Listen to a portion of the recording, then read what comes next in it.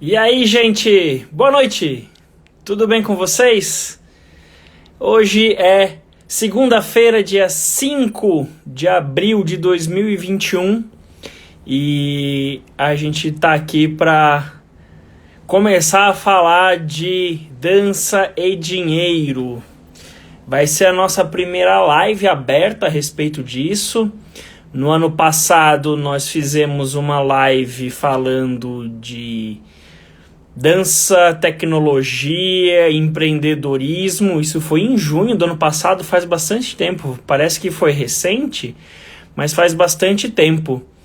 E, e hoje a gente resolveu fazer essa live para falar um pouco mais do assunto. Teve muita coisa que aconteceu de um ano para cá.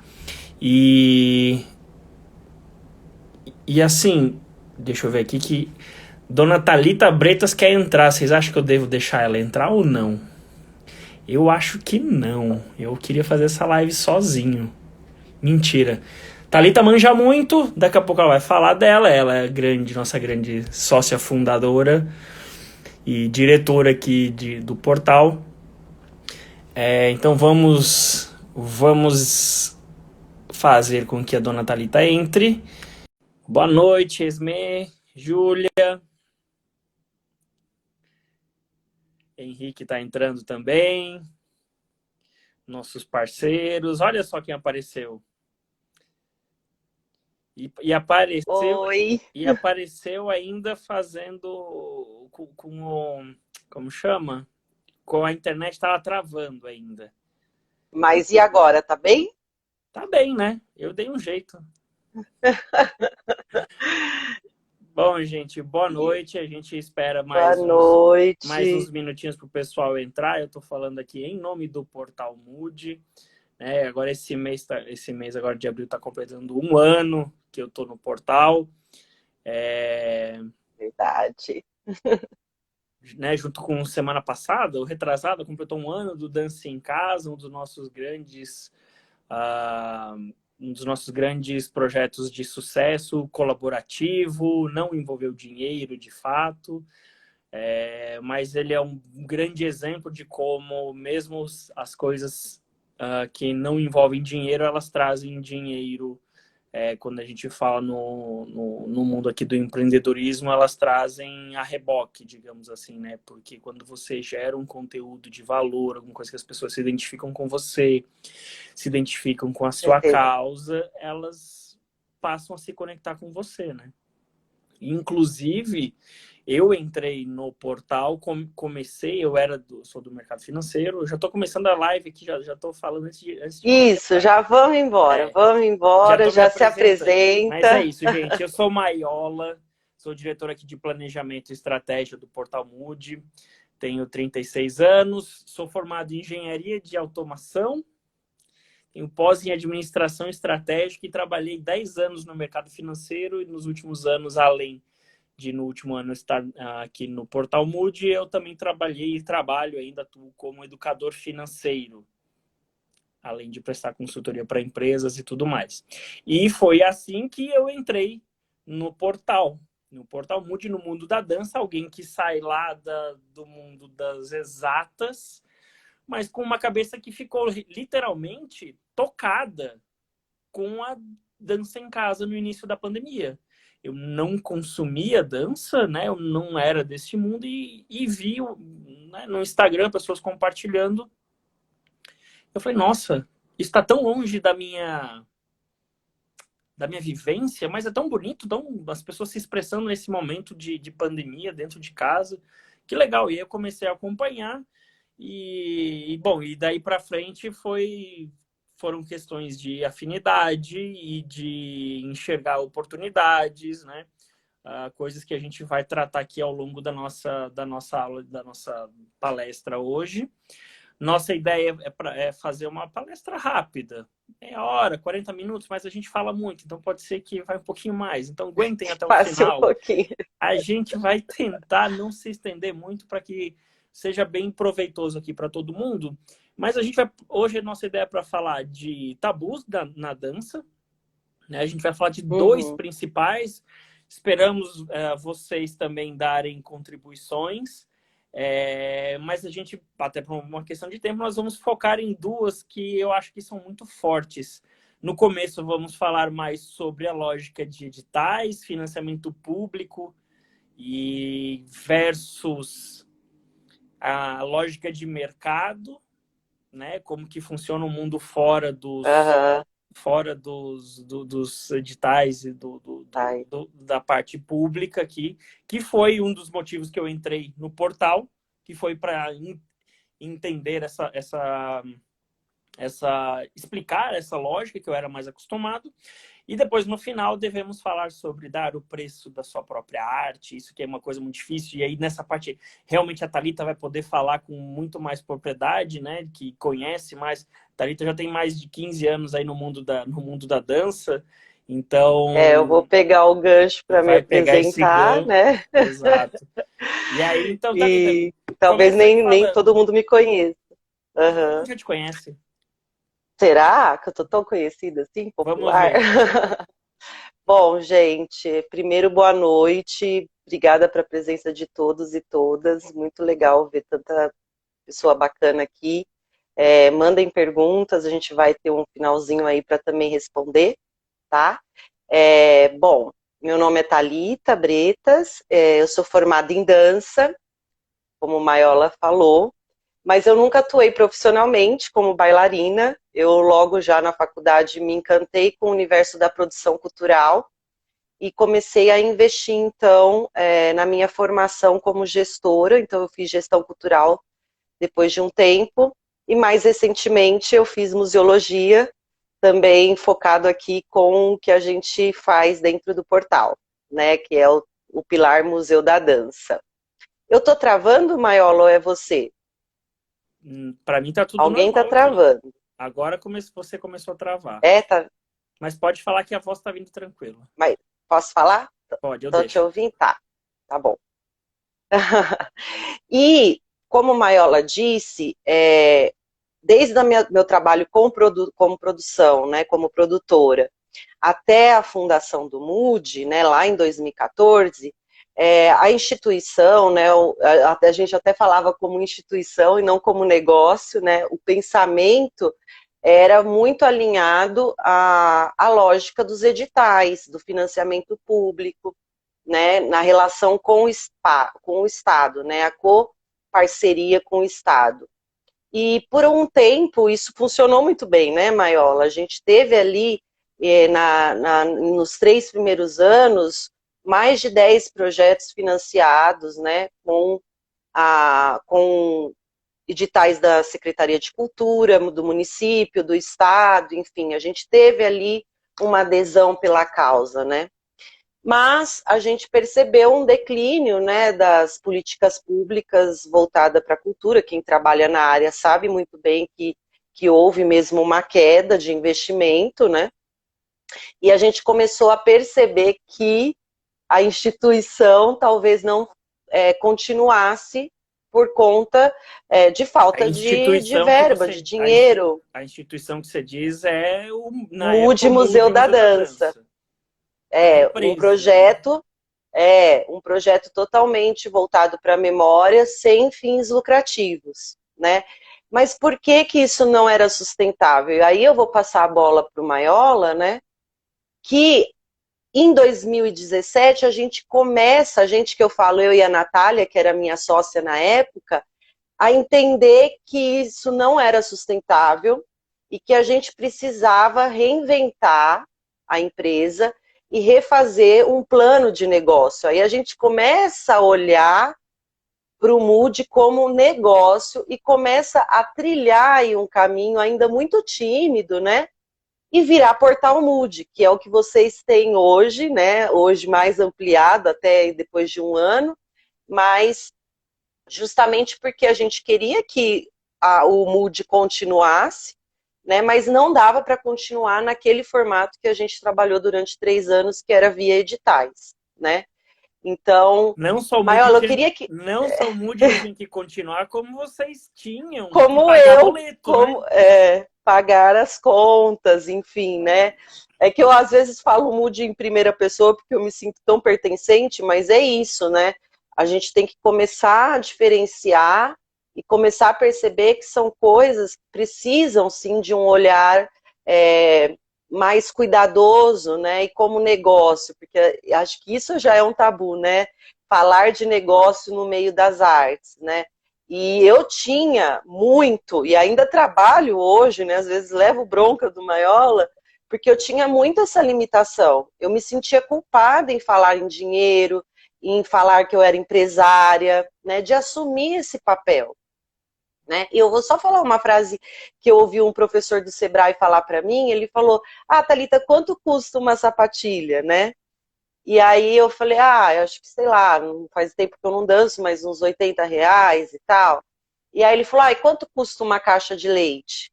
Né? E aí eu falei, sei lá, R$ 10, enfim, não tomo leite, não gosto de leite, mas a Tá ideia caro mesmo. era, tá caro, né?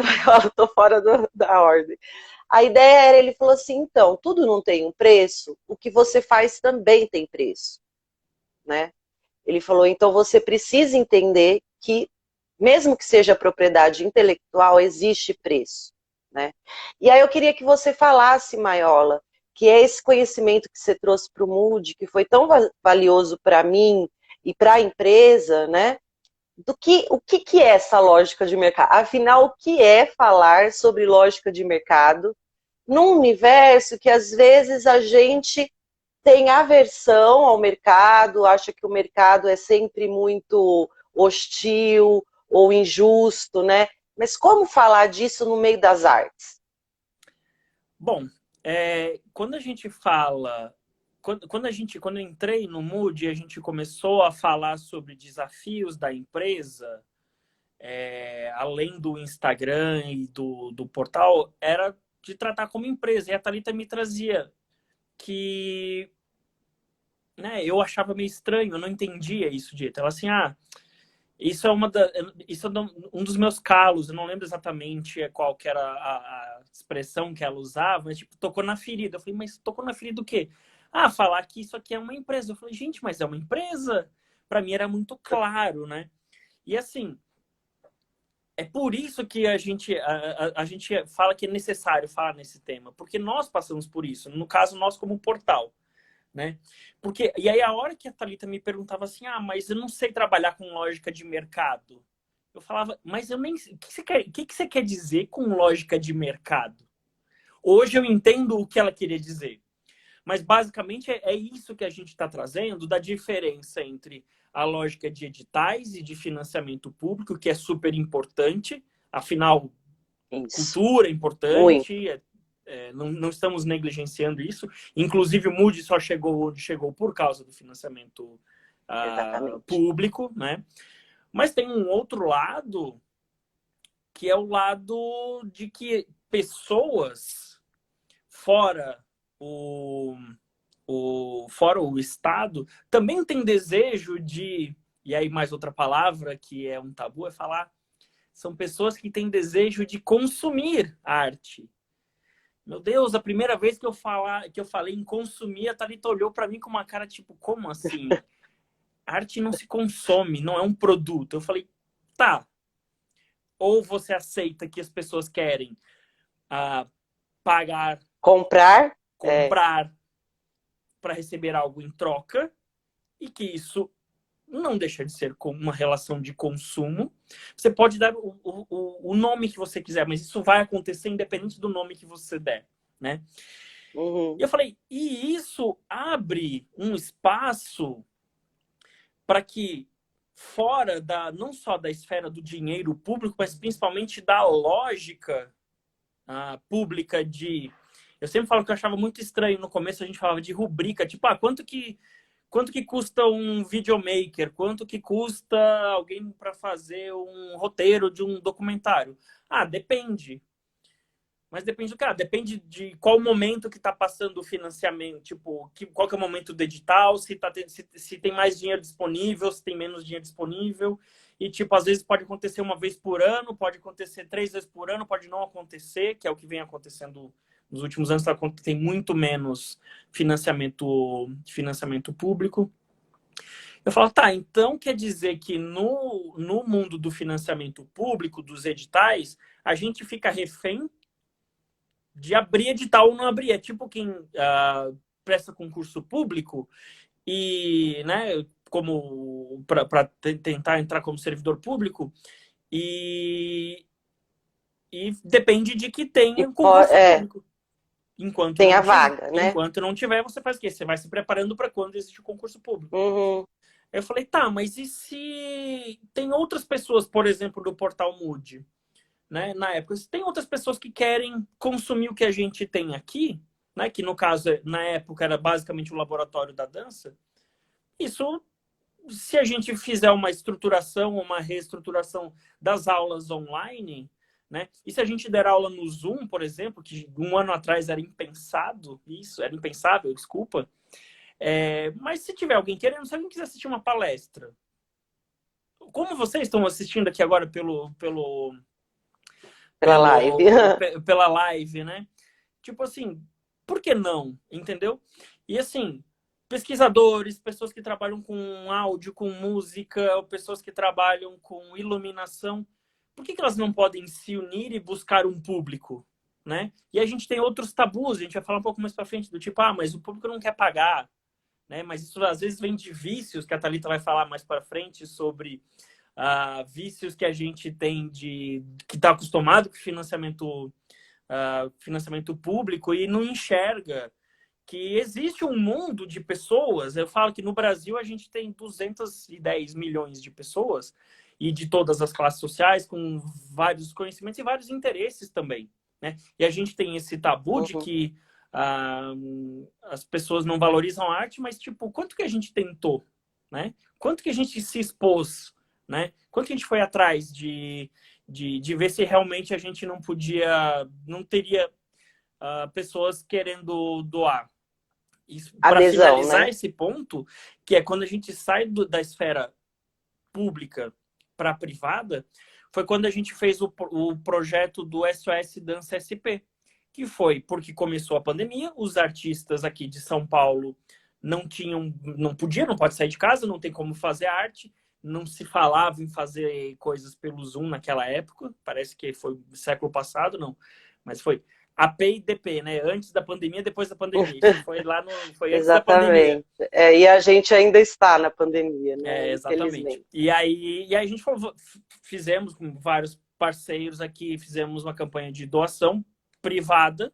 E, gente, tinha gente que contribuía com R$10, tinha gente que contribuía com 100, tem gente que contribuía com 1.000, com 500. Falou, existe gente que quer pagar pela arte, entendeu? De todos os níveis. E que quer colaborar. Que quer colaborar. Nesse caso, foi uma ação solidária, né? Não só na ação solidária, mas como se estão colaborando numa ação solidária, em que teoricamente não tem nada em troca além de solidariedade, que já é muita coisa, né?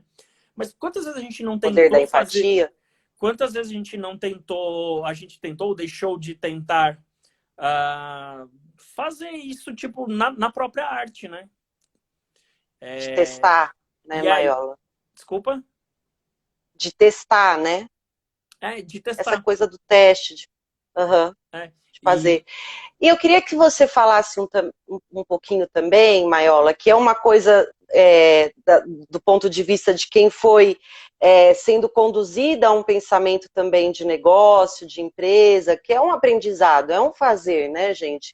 É um estudo diário, né? Não é uma coisa que acontece do dia para a noite, né? Eu queria que você falasse dessa relação, né? Com o público, né? Você falou dessa questão, consumir arte, né? Você falou também da questão de comprar para receber algo em troca, né? E eu queria que você falasse como é que, para além da questão da relação com o cliente, né? Porque aí a gente também começa a entender quando alguém quer algo em troca, né? Ou seja, eu comprei e tem toda uma exigência, né? De cliente, né? Você também passa a ter uma resposta, né? Com quem está junto, com um comprometimento também muito grande, né? Então também isso é uma responsabilidade desse negócio. Mas eu queria que você falasse nesse tabu exatamente assim, né? Do público, da formação, Onde é que tá? Que medo é esse, sabe? Olha, a Júlia acabou de falar, Júlia Dance, sempre entrega de graça também pelo medo de levar um não na venda. É exatamente isso, acho que esse é um gancho muito legal, porque a gente já Ótimo. estava no nosso script de falar isso, porque é o seguinte, tem dois pontos que são até paradoxais, né?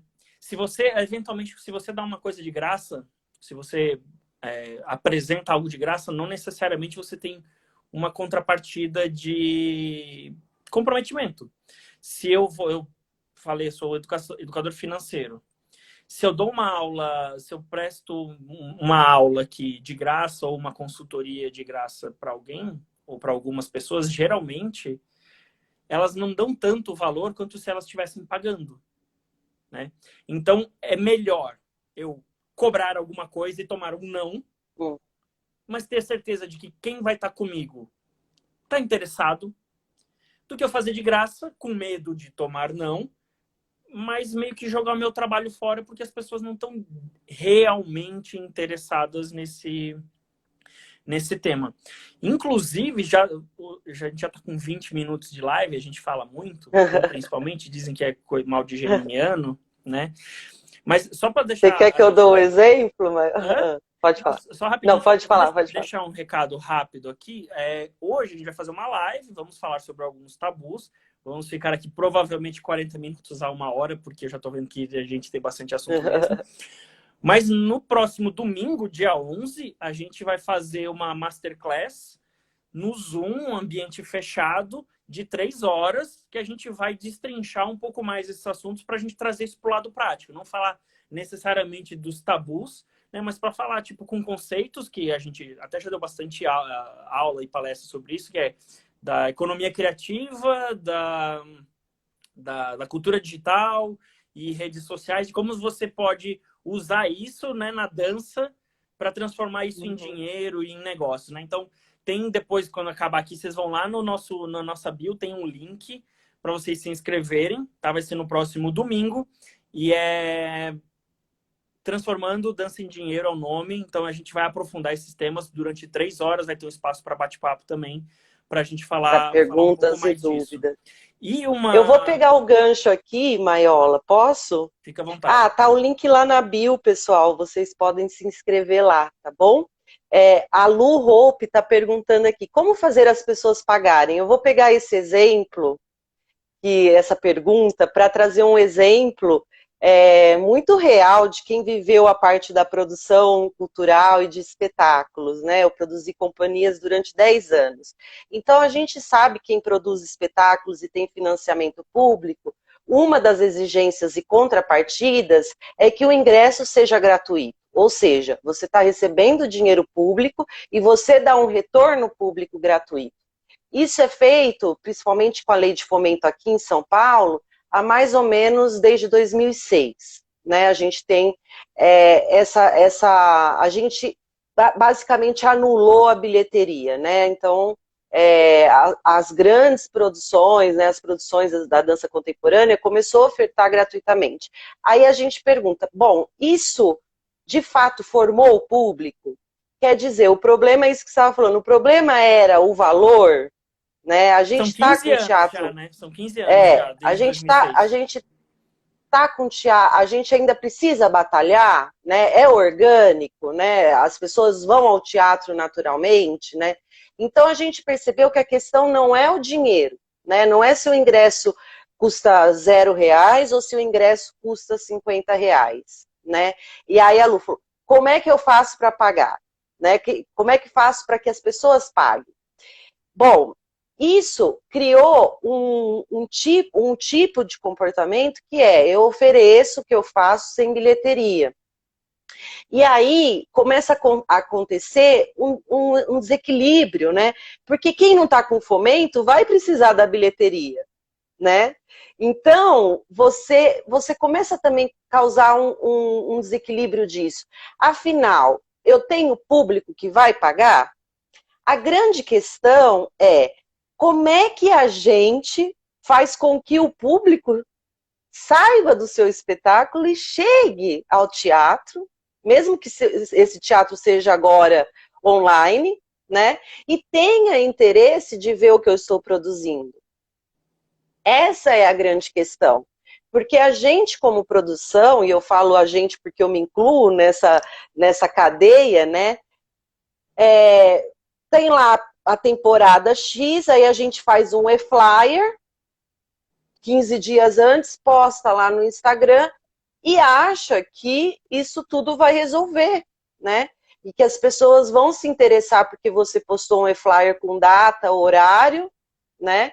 E vão lá assistir, vão deixar de ver um Netflix, né, que está dentro de casa confortável, e vão ligar agora a live, ou o Zoom, ou o YouTube, para ver produção. Bom, a gente sabe que o Brasil não tem na sua base educacional uma formação de iniciação artística, né? Então a gente já tem aí uma defasagem que não somos nós que vamos conseguir agora, né, resolver o mundo. Não é isso que eu estou dizendo. A Nós gente, fazemos a claro que a nossa gente tem. parte, né? O que tiver ao nosso alcance. Mas é importante que eu trabalhe tudo que está correlacionado a esse espetáculo. Eu preciso fazer a pessoa ter entendimento, interesse por esse espetáculo. E não vai ser um e-flyer que vai dar conta disso, né, Lu? Mais ou menos isso. Eu tenho que construir todo um engajamento, um relacionamento com esse potencial público, né?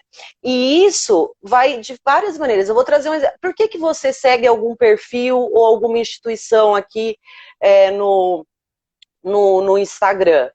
Não é porque a pessoa foi lá e postou um curso, entendeu?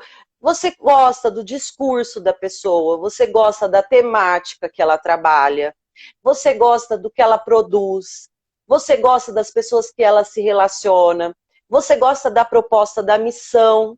É uma questão Né? de Mas conexão, né? isso, você se identifica, você se aproxima, e às vezes é até um tema que você não tinha interesse, e você acaba conhecendo e se torna público daquela pessoa, né? E aí, mas o que me fez, então, ser engajada? A gente até chama de fã, né? Porque é aquele cara que segue, de fato, vai estar junto.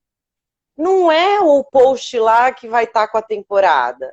É porque você sabe da trajetória da pessoa. É porque você sabe que a pesquisa dela está relacionada, sei lá, com o feminismo. É porque você sabe da profundeza daquilo, né? É porque a pessoa vai olhar e vai falar, nossa, não é só um espetáculo no meio de um monte, E né? aí, É a Luciana Hope fazendo algo muito interessante com temas que estão no mundo, que eu vivo, até eu que não vejo dança. Você é um desses, né, Maiola? era o exemplo Que que eu nunca queria fez dar. dança, nunca assistiu dança e foi pego justamente pelo quê? Por uma dança dentro de casa no meio da pandemia. Né? Existia uma causa por trás que te cativou. Né? Eu vou passar a bola para você, porque eu acho que esse é um tabu, né? Ah, a gente não tem bilheteria, a gente é de graça, mas então se é de graça, por que eu não tenho público? Ou se eu cobro pouco, também não tenho. Mas como é que eu estou construindo esse público? Se eu não tenho formação artística, iniciação artística na escola, eu preciso trabalhar muito mais pré para eu chegar num call, né? Para eu chegar numa ação, né?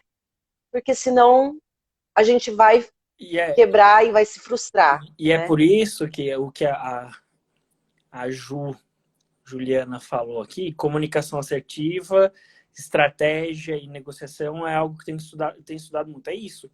A forma de comunicação é o que vai trazer toda essa conexão que a Thalita estava falando, né?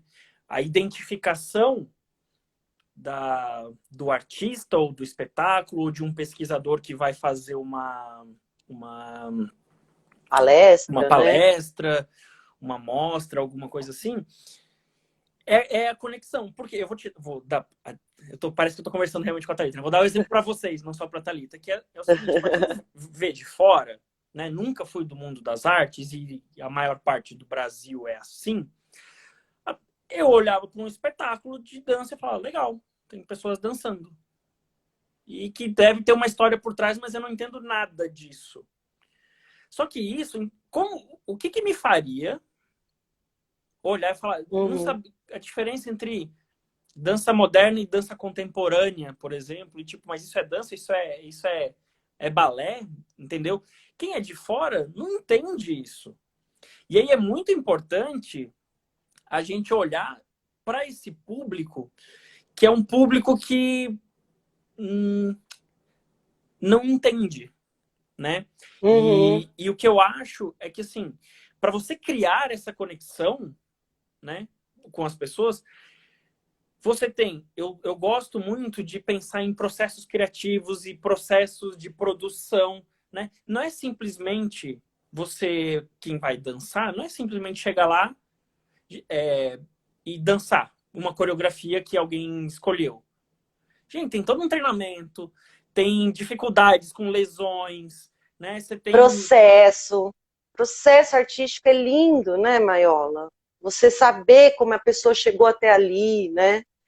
A gente precisa falar disso. Tanto o artista, o bailarino, quanto da peça, da coreografia, da iluminação. Porque eu acho que tem uma romantização da caixa cênica, porque aquilo lá tá lá tipo, aquilo é a perfeição, né? Aquilo que está sendo exposto. Mas, gente,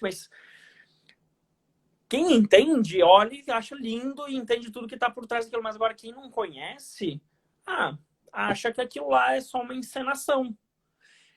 E assim, se eu nunca fui apresentado, nunca criei essa conexão com um artista, por exemplo, por que eu vou gastar R$50, R$100, R$200, ou pelo menos, por exemplo, aqui em São Paulo, meia hora para ir, meia hora para voltar e mais 1h30 lá para ver um negócio que, tipo, pode ser que eu chegue lá e seja ruim.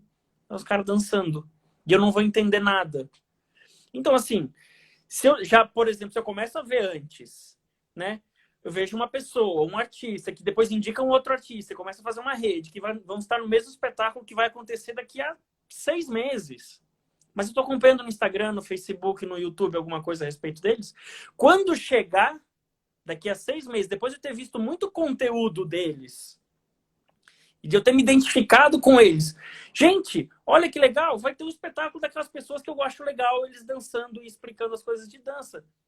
Não precisa nem me vender. Eu já quero. Eu acho que é isso, essa conexão, tem esse tempo. Agora, se você chegar, por mais eu posso ter visto isso tudo, chegou no final, eu vou querer assistir de qualquer jeito. Agora, se uma semana antes ou 2 semanas antes, uma outra pessoa que tá comigo, mas não tem essa, tipo, meu pai, por exemplo, minha mãe, minha irmã, que não teve essa conexão durante todo esse tempo, chegar e eu falar assim, olha só, mostra um e-flyer, mostra coisas, vai ter um espetáculo de dança, eles vão olhar tipo, legal. Talvez eu queira ir para te fazer companhia, mas não é um negócio que eu gosto. E aí entra nesse ponto. E nem sabe, né, se gosta, porque nem teve a experiência, né? É tudo uma questão de abrir possibilidades. Te cortei, desculpa, Maiola, segue aí. Não, eu só tô vendo que um monte de gente... comentou? Vamos ler alguns comentários?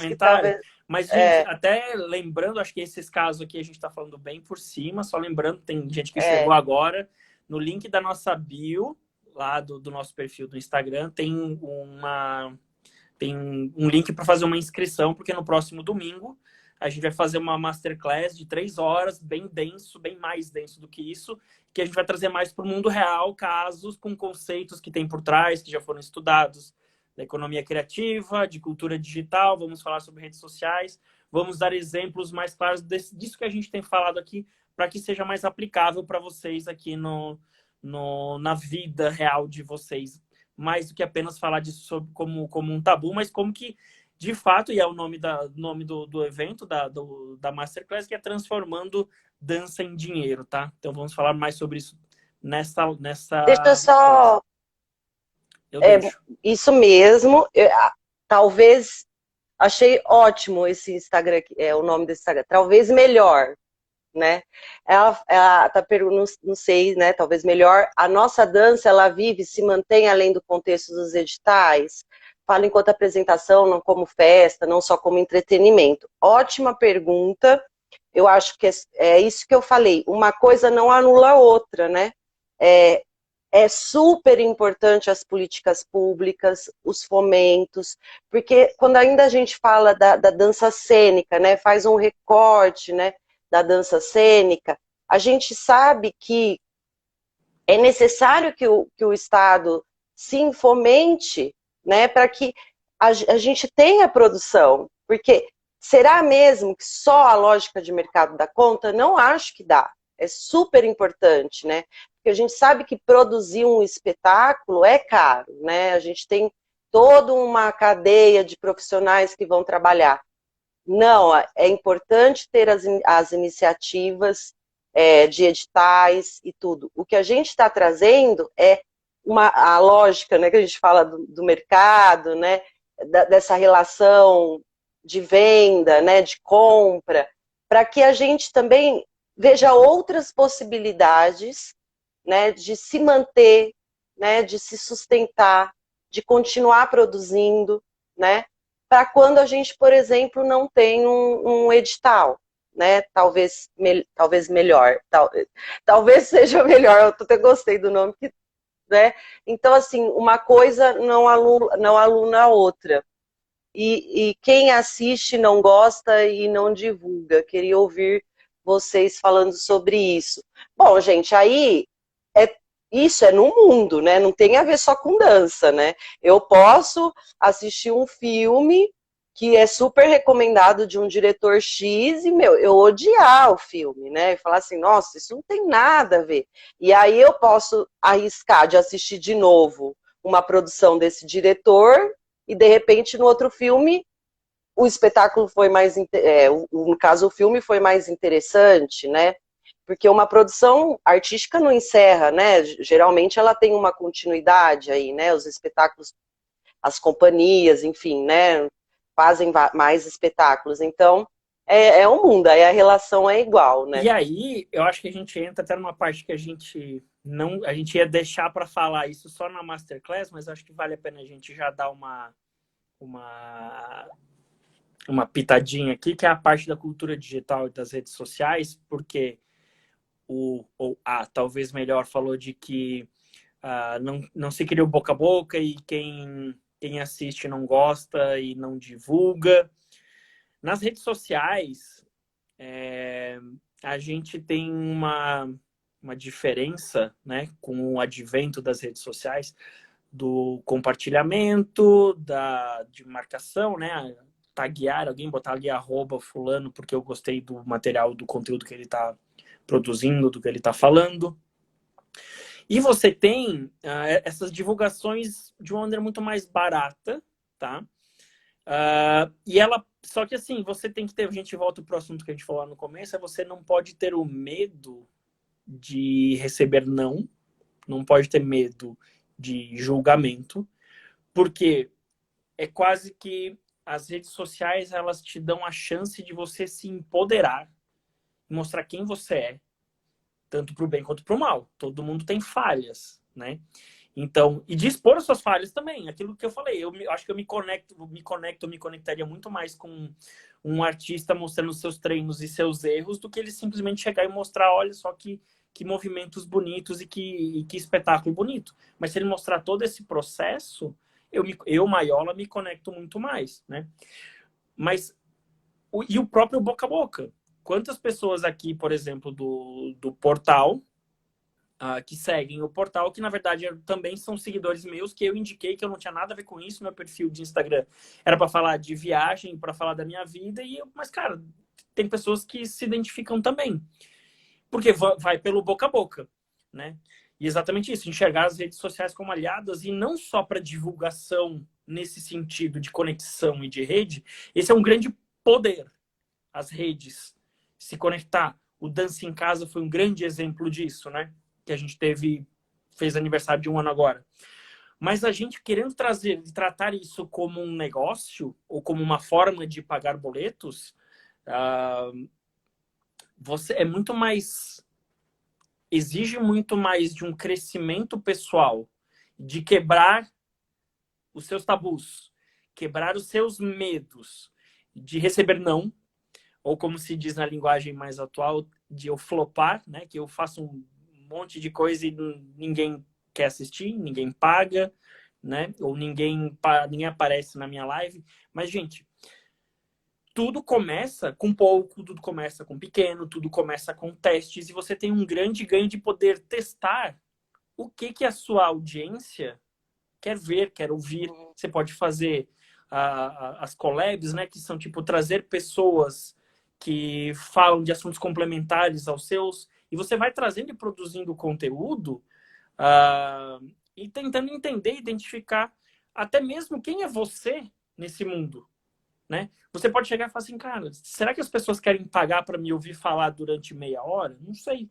Só que se você não tentar, ninguém vai fazer, ninguém vai ter essa resposta.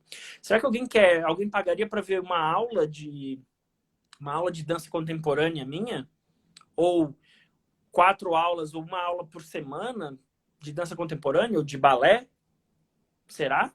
Não sei. Mas ninguém quer pagar por aula online, que hoje a gente acha isso muito normal, né, aula online, mas um ano atrás não era assim, né? Mas você só descobre fazendo, falando, tentando. Eu vou dar um exemplo aqui nosso do portal de quando a gente quis fazer uma aula de dança de Lindy Hop, são danças vintage, tipo derivadas do jazz, eu não vou saber exatamente. A gente fez uma divulgação por umas 2 semanas e a gente teve baixíssimas inscrições, baixíssima adesão, e não rolou. Mas a gente tentou. A gente achava que ia bombar, porque as professoras são maravilhosas e tudo mais, mas o público que a gente tinha de seguidores, que estava acostumado a nos seguir, não era um público que queria esse tipo de conteúdo. Mas a gente teve que dar cara a tapa, é difícil. A gente teve que testar para entender. E também, quando você se coloca no relacionamento, porque as redes são sociais, né, elas são de relacionamento, você pode perguntar, né? Você pode entender melhor o que as pessoas estão buscando ali no seu perfil, né? Ou no seu negócio. Acho que esse é o grande. Às vezes a gente faz uma enquete para tentar entender também que lugar a gente pode caminhar, a gente pode percorrer, quais são os interesses do momento, né? Porque a gente não tem toda a resposta e o distanciamento total, né? Para falar, não, isso aqui é um insight, papapá. Vai bombar. Pode acontecer? Pode. Mas se você não se relaciona, se você não pergunta, se você não está junto, dificilmente você vai conseguir oferecer algo que vai ter demanda, que vai ter adesão, né? E as redes sociais não custa nada tentar, né? Ou custa pouco tentar, né? Não é um grande investimento, né? Então você testa na hora, você pode ver o resultado, né? Cabe o erro, né? E o erro, ele é ótimo no sentido de que ele faz você criar outra estratégia, outros caminhos, porque você viu que aquilo não funcionou, né? Não teve clientela, né? Eu sou do interior, a gente fala, não, isso aqui vai ter clientela não, né? É bem coisa de interior, né? Mas é exatamente isso, não teve interesse, né? Então, onde que é que eu tenho que retrabalhar minha comunicação, né? Com a vantagem meu posicionamento. Que você pode testar várias coisas gastando pouco. Você gasta a sua energia e você gasta... Mas assim, é diferente de você fazer um espetáculo ou preparar uma palestra com 2 meses de antecedência, no caso do espetáculo até mais, gastar um baita de um dinheiro, muitas pessoas envolvidas no projeto, gastar lá 20, 30, 40 mil reais e chegar lá e ter 10 pessoas interessadas, porque não é um tema que está no momento, você não conseguiu ativar as redes suficiente para encher de gente, e você gastou um monte de dinheiro, além da energia, além de chegar lá e falar assim, pô, ninguém quis assistir, e de repente, vamos fazer de graça mesmo, e aí de graça também ninguém entra, e daí você surta. Na internet você vai gastar muito pouco, né? E eu acho que é importante dizer, eu tenho que mudar a rota da minha produção, da minha pesquisa de linguagem, não é isso. Tá, pessoal? É complementar, né? Eu não estou dizendo que, não, eu tenho que ir para o que... Não é isso, né? O portal Mood, ele nunca deixou de consolidar a sua missão, né? Nunca deixou de continuar fazendo aquilo que acredita, né? Aquilo que é importante enquanto estrutura, essência da empresa, né? A gente não mudou essa rota, porque isso não se muda, isso é algo muito genuíno, né? É algo que é próprio, inclusive é a sua assinatura, né? Então as pessoas vão te reconhecer justamente por isso, não é esse tipo de mudança, né, que a gente está falando. A gente está falando na questão de se relacionar com outras pessoas que podem querer estar junto. E, gente, independente do tema, né? A gente sempre vai ter um público ou um aluno interessado a fazer determinada dança, né? Ou assistir determinada temática, ou assistir determinada pesquisa. Então, não é nesse sentido, né? Porque às vezes pode parecer que a gente está falando, não, então deixa de fazer dança contemporânea porque ninguém vai ver e vai, sei lá, fazer outro tipo de coisa, né? Não, não é isso, tá, pessoal? Mas eu acho que aqui a gente já falou pra caramba, né? Não, mas eu só queria até complementar para a gente finalizar, que ano passado, com o início da pandemia, mas aí já lá pelo meio da pandemia, que a gente começou a fazer semanas solidárias pelo portal, né? A gente abriu Com aulas, Zoom, né? aulas online com grandes professores, né? E, tipo, as pessoas tinham que pagar para isso, assim como a gente fez também um espetáculo, né, que também foi solidário, que foi o Encontro de Hemisférios. Então, foi um espetáculo no Zoom. Gente, eu que sou de fora, eu achei maravilhoso, tá? Porque você ligava o Zoom, botava a configuração lá que que os artistas pediram, e era assim, com a própria tecnologia do Zoom, tipo, tinha uma pessoa aqui no Brasil, acho que era lá em Fortaleza, ou em algum lugar do Nordeste, se eu não me engano, e uma pessoa nos Estados Unidos, e elas ao mesmo tempo, e às vezes só uma aparecia na tela, e às vezes só outra aparecia, às vezes eram as duas ao mesmo tempo, uma dança, tipo, bonita, com uma iluminação, e tinha todo um significado por trás. E, gente, pessoas pagaram para assistir. Assim como teve pessoas que pagaram para assistir aulas, quando isso era muito mais um tabu no início da pandemia. E tiveram aulas de dança contemporânea, aulas de balé, aulas de dança moderna, palestras em que pessoas, Dança afro. centenas de pessoas lá pagavam, eu não vou lembrar agora os valores, mas que seja R$ 20, 30, 50.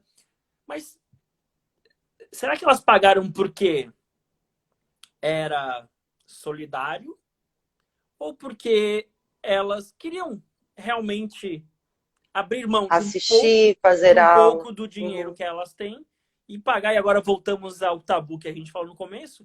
Não, eu tenho um dinheiro aqui, eu quero consumir a aula do professor Bon Giovanni, por exemplo. Eu quero consumir a palestra da professora Valéria, por exemplo. Coisas nesse estilo. Eu quero assistir um espetáculo no Zoom de pessoas que nunca se viram, então, uma no Brasil, outra nos Estados Unidos, e eu quero ver essa dança. Independente se vai ser solidário ou não, ou seja, isso é um teste também. A gente testou e deu super certo. A gente testou de uma maneira solidária. Mas isso significa que existe mercado para isso. E que até um ano atrás a gente não imaginava. Então é por isso que a gente fala que a gente também tem que ser criativo para pensar em coisas que estão sendo feitas e bem feitas. A gente vai copiar o modelo, digamos assim. Inclusive, Esmeralda está aqui, né? Que Esmeralda tá foi aqui também, foi. a curadora, né, da primeira semana solidária. Então, Exato. muito legal.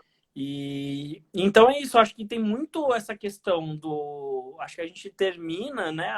Esse papo super legal, durou uns 15 ou 20 minutos a mais do que eu gostaria. Mas de fato a gente não consegue abordar tudo aqui, até porque temos aqui a própria caixinha de perguntas, tudo mais fica um pouco mais difícil de gerenciar os comentários, né? Mas foi muito legal, acho que a gente, pro tanto de que a gente tinha de 50 minutos, a gente conseguiu falar bastante. Gosto muito de falar do tema porque é um tabu, e tabu falando de dinheiro e dança, acho que tem tudo a ver com a minha trajetória e tem a ver com a trajetória da Thalita.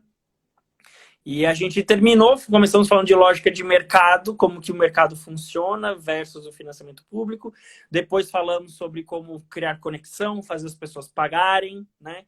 E depois, no final, a gente falou sobre um dos grandes tabus, que é eu aprender a tomar um não, eu aprender a me divulgar, aprender a me expor e, eventualmente, tomar um não, talvez dar o valor, dar um preço para a minha arte, pode ser um pouco complicado e difícil, mas a gente tem que ir atrás disso. Tem uma questão muito forte de autoconhecimento e de empoderamento, de a gente ter coragem nessas coisas. Mas deixamos para, então, no próximo domingo, como a gente já falou antes, se inscrevam no link que está na nossa bio para quem quiser aprofundar mais isso, né? Para não ficar só poder fazer mais perguntas, vocês poderem fazer perguntas, poderem falar, mostrar exemplos concretos, né? Eu acho que é muito legal também. Vocês podem trazer exemplos. A gente vai, como a gente falou, a gente já deu essas palestras e aulas para já dezenas ou até centenas de pessoas para falar sobre os pilares, né? Até teóricos um pouco, não só esses exemplos, mas a gente traz muito o teórico e o prático da dança aqui na economia criativa, né? A gente traz de cultura digital e a gente faz um link também com as redes sociais, isso que a gente falou agora pelo final aqui, que não estava muito no script para hoje, era para a gente falar mais no domingo, mas falaremos muito mais e a gente consegue falar, deixar um bate-papo aberto para vocês também trazerem questões de vocês e quem quiser participar. Isso angústias, né? No domingo é o momento que a gente pode se acolher. Exatamente. Eu vou deixar, eu não sei se a Thalita travou agora ou não, mas ela falou que todo mundo vai poder falar das suas angústias, né? Eu não travei, eu tô te ouvindo normal. Ótimo. Então, Thalita, muito obrigado, porque a gente já tá quase um ano que a gente já queria fazer essa live e ela saiu hoje. Nossa! Até que testamos. Muita gente esteve aqui, então, muito obrigado, Thalita, muito obrigado a todo mundo que participou, todo mundo que comentou. Eu não consegui ler tudo. A live vai ficar gravada. E a gente espera domingo vocês, pessoal. Vocês domingo. E um beijo a todos e até a próxima. Tchau, tchau, gente. Obrigada, gente. Tchau, tchau.